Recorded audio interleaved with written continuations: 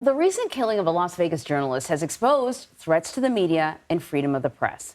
Local elected county official Robert Tellis is accused of stabbing investigative reporter Jeff German to death earlier this month. Police charged Tellis with murder after they found his DNA at the crime scene. Now, German had written articles for the Las Vegas Review-Journal back in May that exposed turmoil in Tellis's office. Tellis blamed his failed re-election campaign on German's negative reporting about him. So for more on this, I want to bring in Carlos Martinez de la Serna. He is the program director of the Committee to Protect Journalists. It's a nonprofit organization that promotes press freedom worldwide.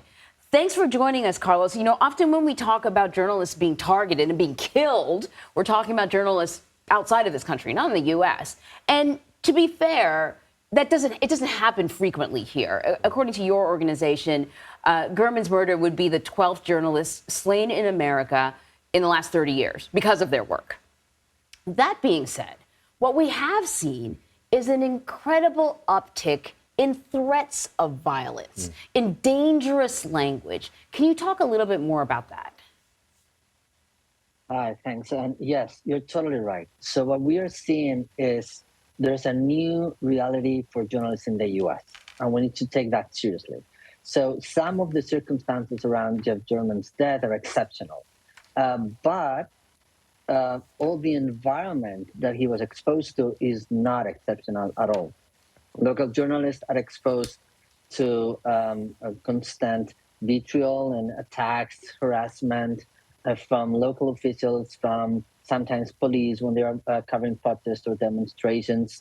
They're exposed to in constant harassment of all kinds that are undermining them and that are exposing and creating additional risk to their work. So Jeff German, in that regard, sadly, is not an exception.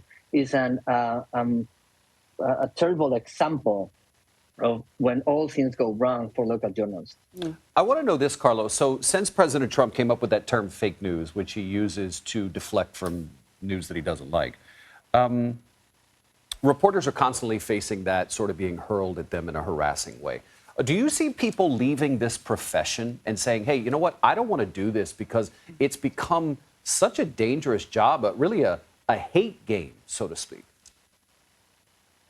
Absolutely. I think we are seeing journalists rethinking like their commitment to the profession, which is totally understandable because they're paying a big price for it.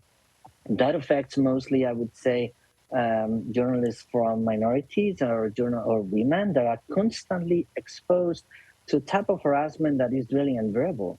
So there's a point that when your life is getting so difficult, basically, and your job is not helping, that of course you are rethinking what your commitment and whether you need to find something that fits with your life. The responsibility of local politicians, local officials in supporting journalists is really big, and they are often doing the opposite. They're just creating a very hostile environment for them and making their lives very difficult. Yeah, in fact, I was going to springboard off of what David said about this whole fake news thing, that we not only hear from politicians, but also other members of the media, too. Totally. And how much worse that has made things in light of the internet. That the internet makes it a lot easier to anonymously threaten people. I would say, as Maria Ressa, a journalist and Nobel Peace Prize winner, has recently said that impunity of online means impunity on offline too. So what I mean is the constant stream of attacks online that go impugned, it seems that nothing happens. No, yeah, a lot of things happen.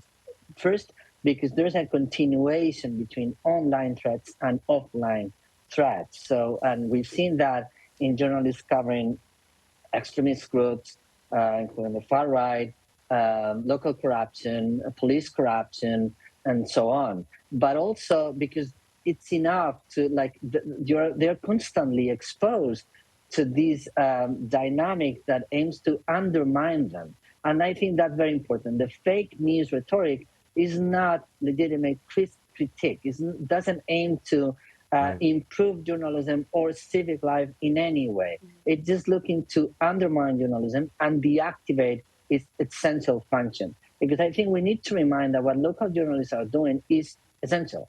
And all these things are making their lives very difficult, thus really decimating what finally reaches the public. Very well said. Carlos Martinez de la Serna, thank you for your time. Thank you.